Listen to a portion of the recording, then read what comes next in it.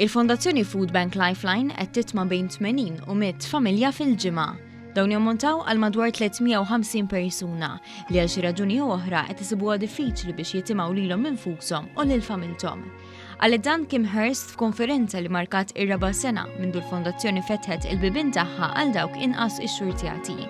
Hurst spjegat kif l-idea ġiet wara li darba fil-għaxija meta kienet għadha tgħix l-Ingilterra rat raġel ifittex fiż-żibel biex ikun jista' jsib xi ħaġa x'jiekol. One of our church members saw somebody going through a bin outside of a fast food outlet looking to see what people had thrown away.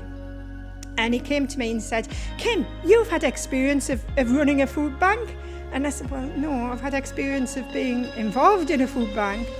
We have to do something." So we did something.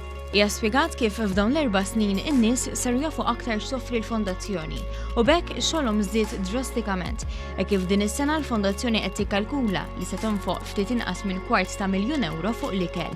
Ikel li ta' kull ġimgħa jitqassam minn 4 ċentri ta' distribuzzjoni f'San Pawl il-Baħar, Birkirkara u San Ġwan.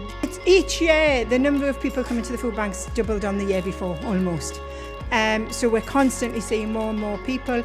It's increased because people know we're here. Hurst qalet kif il-pubbliku jista' jwassal id-donazzjonijiet tiegħu kemm fuq il-paġna uffiċjali tal-Fondazzjoni fuq l-Internet kif ukoll billi jieħu l-ikel fiċ-ċentru tagħhom li jinsab fi Triq l-Ifran fil-Belt.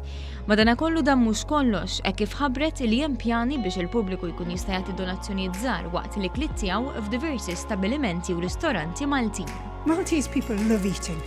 They love eating out.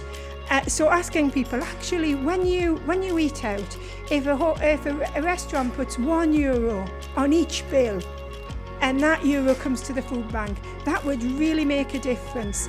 Preżenti għall-konferenza kien hemm il-President Emeritu Mary Louise Preka li hija membru fil-Bord tad-Diretturi tal-Fondazzjoni.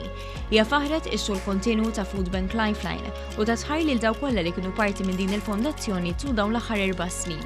Saħqet biex il-pubbliku dejjem jibqa' ġeneruż għal dawk inqas ix-xurtjati u sostniet li kulħadd għandu dritt ikollu x'jiekol.